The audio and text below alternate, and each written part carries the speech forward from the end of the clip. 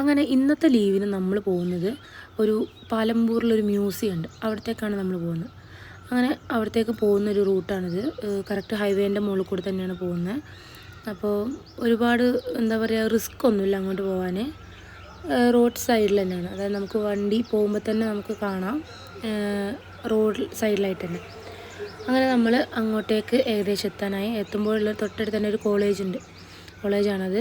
അങ്ങനെ നമ്മൾ അങ്ങോട്ടേക്ക് എത്തി. അതിൻ്റെ കവാടമാണ് നമ്മൾ കാണുന്നത്. അങ്ങനെ അവിടെ കയറുമ്പോൾ ടിക്കറ്റും കാര്യങ്ങളൊക്കെ ഉണ്ട്. അപ്പം നമ്മൾ വണ്ടി നിർത്തിയിട്ട് ടിക്കറ്റും കാര്യങ്ങളൊക്കെ എടുക്കാൻ പോയപ്പം നോക്കുമ്പോൾ ഡിഫൻസുകാർക്ക് ടിക്കറ്റിൻ്റെ ആവശ്യമില്ല. അപ്പോൾ നമുക്കത് ഫ്രീ ആയിട്ട് കിട്ടി. ഏകദേശം ടിക്കറ്റിന് വില വരുന്നത് ഏകദേശം 100 സംതിങ് എന്തോ ആണെന്ന് തോന്നുന്നു. അങ്ങനെ അവിടെ കയറുമ്പോഴുള്ളൊരു എന്താ പറയുക, ഫ്രണ്ടിൽ നിന്ന് എടുത്തുള്ള ഒരു വീഡിയോ ആണിത്.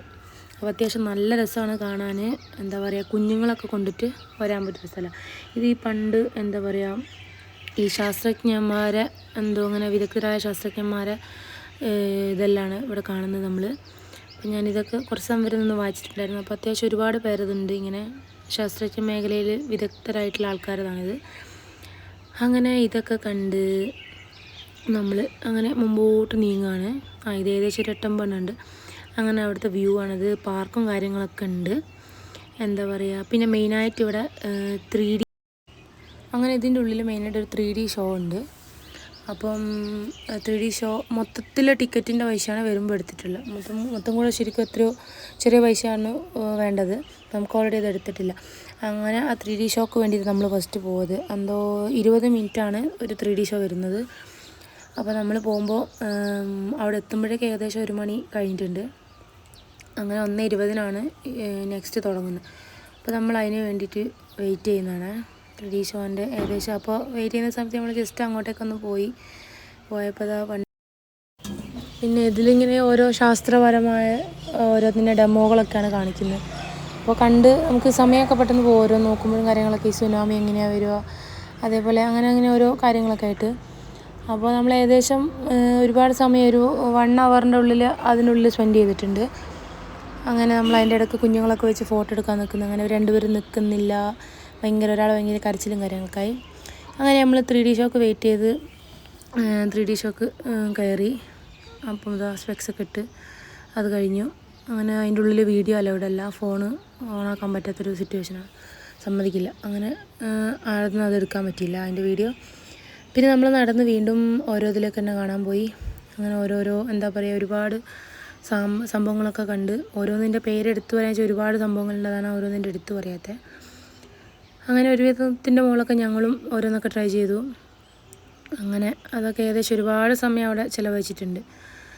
അങ്ങനെ ഇതാ ഞങ്ങൾ ഓരോന്നിലൊക്കെ അങ്ങനെ ട്രൈ ചെയ്യുന്നുണ്ട്. അതിൻ്റെ വീഡിയോസാണ് ഇതൊക്കെ.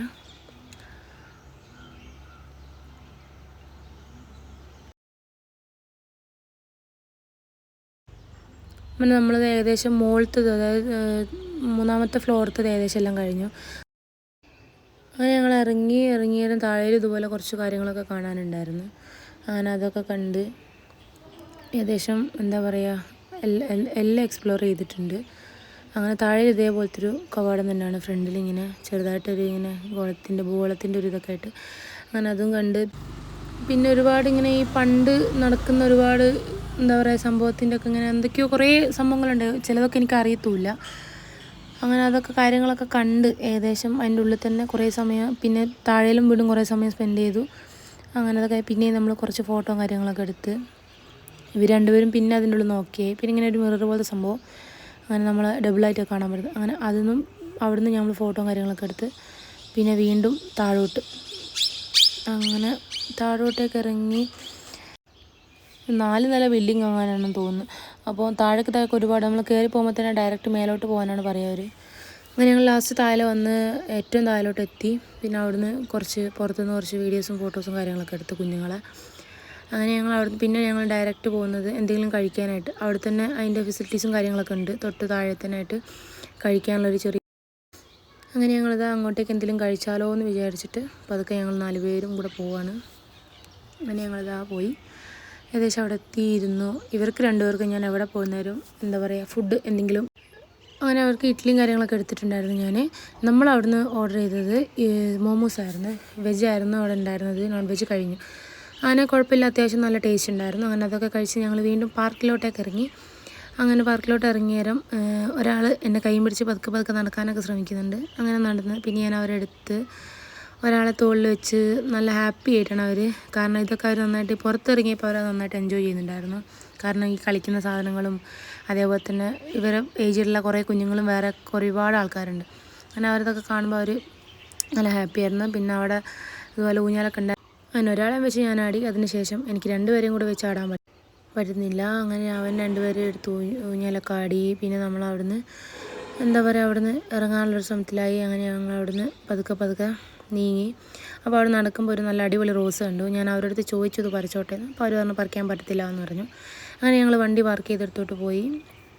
അങ്ങനെ നമ്മൾ വണ്ടിയൊക്കെ എടുത്ത് ഏകദേശം അവിടുന്ന് വിടലായി.